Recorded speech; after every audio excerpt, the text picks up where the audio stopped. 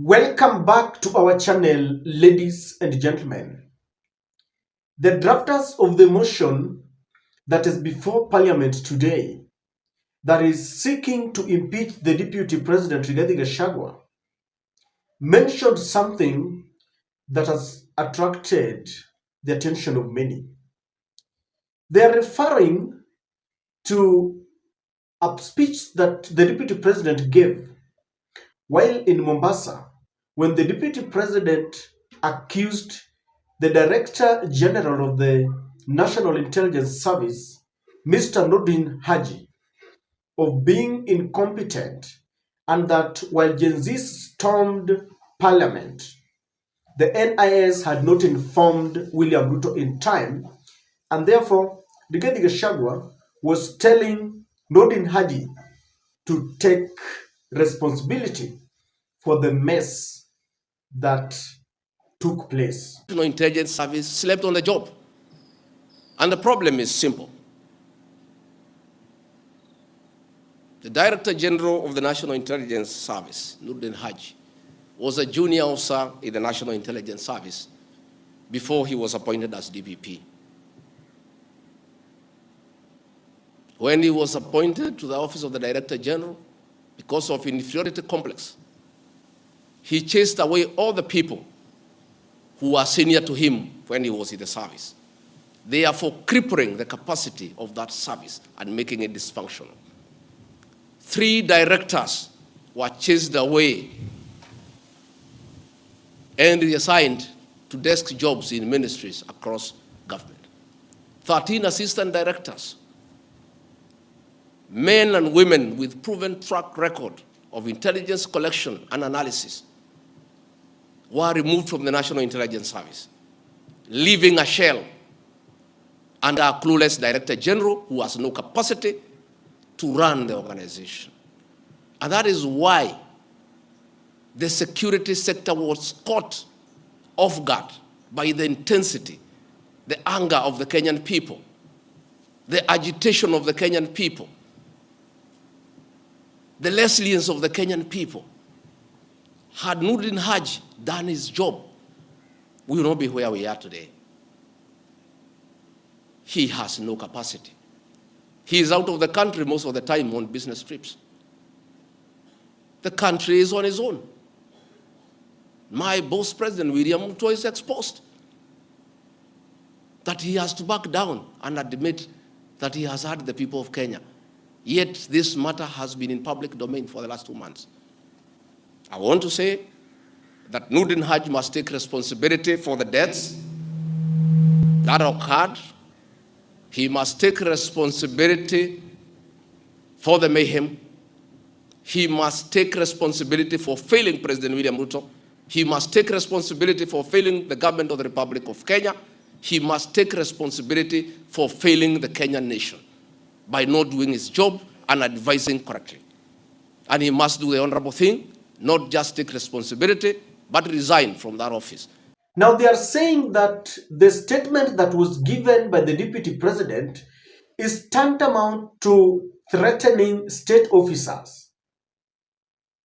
They are also saying that it has been the trend that the Deputy President is threatening the members of parliament who cannot join his unity quest to unite Mount Kenya. But as we delve into the statements that was given by Rigathi Gachagua, I want us to look at this clip where William Samoei Ruto himself accused the former Inspector General, Hilary Mutyambai, and he was saying that the Inspector General then was the most incompetent in the world. We were approaching elections, and William Ruto was meeting eminent people, and I think it was the African Union observers. And when raising his concerns, he said that Mutyambai was the most incompetent. And I want us to watch this and compare, then you juxtapose it and tell me the difference between these two people. President, you said we raised some concern. The only concern from where we sit is the police. We do not doubt the capacity of the police to handle the situation. We don't doubt that. We doubt the command.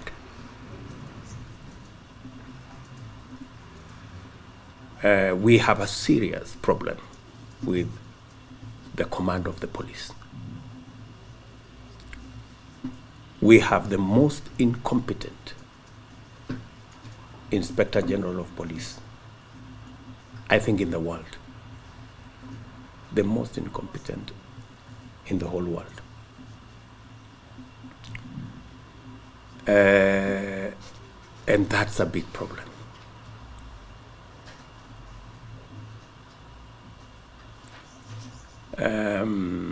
His incompetence may not necessarily play out when things are working, but when things get to a head and you need some decisions to be made,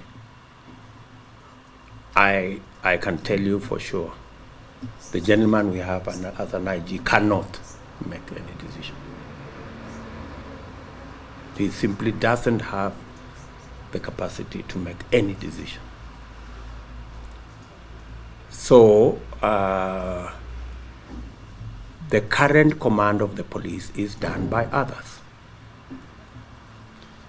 The IG is supposed to be an independent office. But if he cannot discharge that responsibility, it means he's being discharged by people who don't run independent offices. And to be honest, the current IG is the President of Kenya, who is the leader of Azimio. So, if you put yourselves in our shoes, if the IG is also a competitor in the election, you know, where do you start? That's where the problem is. Our concern is when the chips are down and a decision has to be made on some critical elements of the election. If it is the president to make those decisions, and he is already the chairman of our competition, your guess is as good as mine. Ladies and gentlemen, when you look at the two videos, there are similarities in them. One, both of them are given by deputy presidents. William Ruto was the president then under Uhuru Kenyatta. And while he was accusing Hillary Mutomei of being the most incompetent inspector general, I mean, that was also disrespect to the appointing authority, who was then Uhuru Muigai Kenyatta. And he was also being disrespectful to state officers because he was saying he was the most incompetent. Now, I believe that the reason why William Ruto was saying that Hillary Mutomei could not take tough decisions, William Ruto had approached several state officers because they were planning to take over the government. And I think that was the time the Venezuelan hacker was to Jose Camargo was to come into the country, and so they wanted the police to cover it up. And for sometimes I think Hillary Mutomei did not want to play along, and that's why he was accusing him.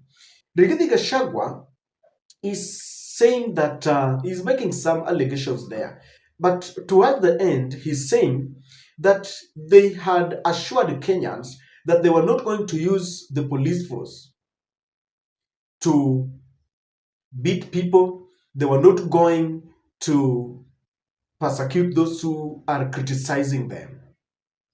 But the main thing that very many people are asking is that why was Ruto comfortable criticizing a state officer appointed by his boss? But then when it comes to his deputy criticizing his appointee, he feels that this is tantamount. He feels that this is tantamount to disrespect, and they are now leveling charges against Rigathi Gachagua. And one thing, ladies and gentlemen, we must agree that Uhuru Kenyatta was a very calm person.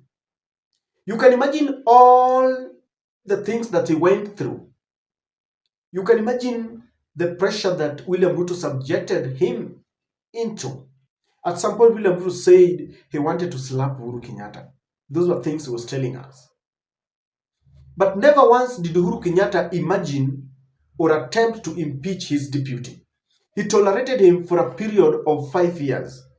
For William Ruto, in just 2 years, he has gotten too tired of his deputy that he is now engineering the process of impeaching him. And this is what I'm telling you, that all these charges are just but malicious. They are drawn out of malice. And when they are scrutinized further, you will realize that these people are fighting over their personal differences. Some people are saying that maybe they are fighting over some loot that cannot be shared equally. Many people have said that this is not a priority to us. Kenya is dealing with very many bigger problems that we need to look at. No one is explaining to us about a Adani deal. We are about to sell our airport. We are about to sell our sovereignty. And yet when we come out to ask, we are now subjected to heavy headlines about the deputy president and his boss in disagreement and is about to be impeached. I want to believe that this is going to get to the court of law. And because at the National Assembly, William Ruto has got the numbers. Same to the Senate. And we've had allegations that our parliament has members of parliament who can be bribed to take money. And so with that, as you all know, that we have a parliament that has been captured and is dancing to the tune of the president. It is obvious that he's going to have his way. But if this thing is going to get to a court of justice, and we have preached this over and over again, that we are setting a precedent, that this is the first case. Under the new constitution, this is the first time we are impeaching our deputy president. The court might overturn all this, and it is going to be messy. You see, ladies and gentlemen, what is good for the goose must be good for the gander. We cannot have double standards. This is exactly what Uhuru Kenyatta went through. What goes round comes round, and William Ruto now faces the very, very predicaments that he had subjected Uhuru Kenyatta to. I still want to maintain my position that all these charges are baseless, and when this thing is going to be taken and is going to be subjected to public participation, you are going to see Kenyans have reiterated their support to Rigathi, not because he's an angel, but they feel both of them should go home. There is no way people want to let William Ruto get away with this.